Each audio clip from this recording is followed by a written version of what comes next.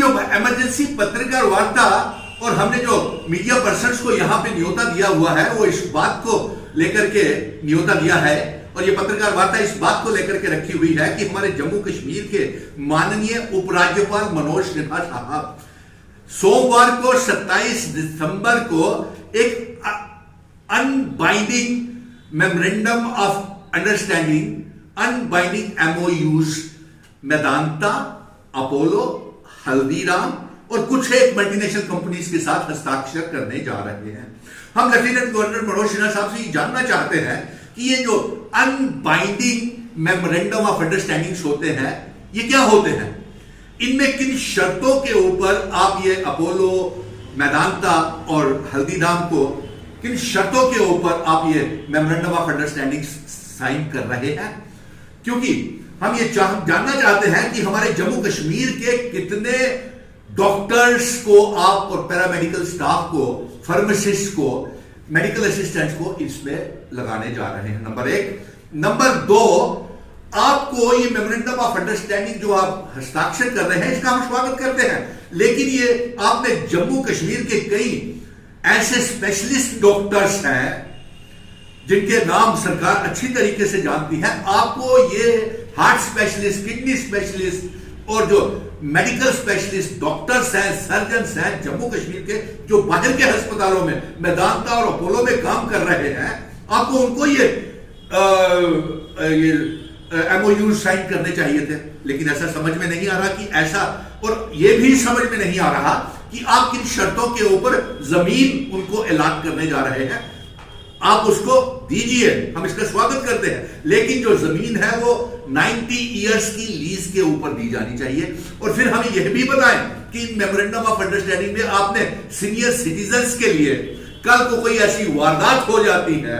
कि कोई मासूम लोगों की जानें चली जाती हैं इन अस्पतालों में, जिस तरीके से बत्रा हॉस्पिटल में गई थी, बिना ऑक्सीजन के, बिना वेंटिलेटर्स के, बिना बेड्स के, गवर्नमेंट मेडिकल कॉलेज में, तो इन अस्पतालों से आपने क्या शर्तें रखी हुई हैं ये जानना बड़ी जरूरी है। और हमारे लेफ्टिनेंट गवर्नर मनोज सिन्हा साहब का रोज कहना है कि 370 के बाद जम्मू कश्मीर की आवाम को बहुत फायदा हुआ है, 370 तोड़ने के बाद, रियासत का दर्जा हटाने के बाद, यूनियन टेरिटरी में बदलने के बाद, तो ये सब गलत है एलजी मनोज सिन्हा साहब, कोई विकास नहीं हो रहा, बेरोजगार नौजवान 30 लाख जम्मू कश्मीर हो गए, और आपने जो दरबार मूव रोकने की बात की है, जिसको लेकर के आज चीफ सेक्रेटरी महोदय,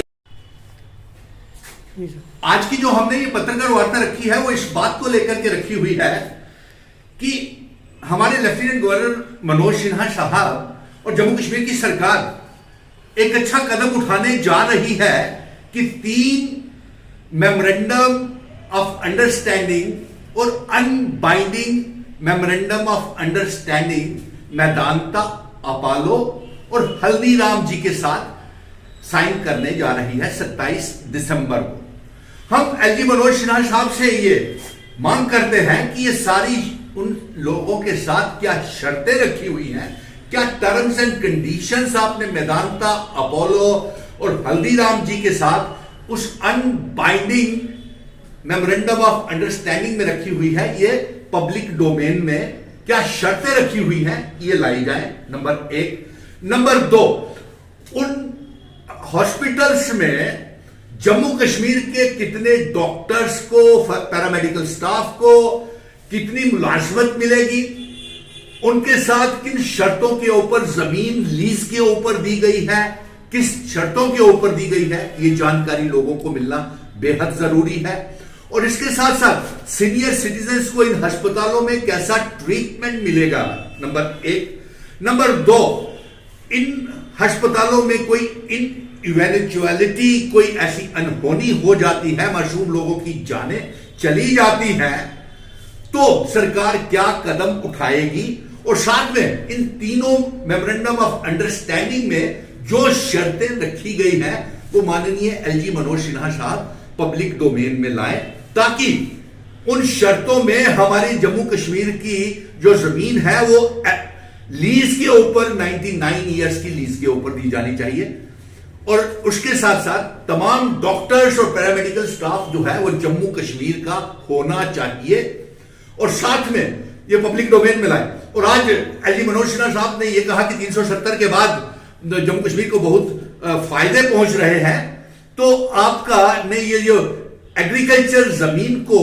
इंडस्ट्री जमीन में देने का बात करी है, वो शायद यही है, इसीलिए आपने वो डिसीजन लिया है कि आप शायद बाहर के जो मल्टीनेशनल कंपनीज हैं उनको फायदा पहुंचाना चाहते हैं। लेकिन हमारा ये कहना है कि उनको लीज के ऊपर जमीन दी जाए, और साथ में आपके गलत फैसले की वजह से, दरबार को रोकने की वजह से हमारे जम्मू कश्मीर की आवाम को बहुत नुकसान पहुंच रहा है। हमारे सारे ट्रेडर बर्बाद हो गए, हमारे ट्रांसपोर्टर बर्बाद हो गए, और 370 हटने के बाद तो हमारा बेरोजगार नौजवान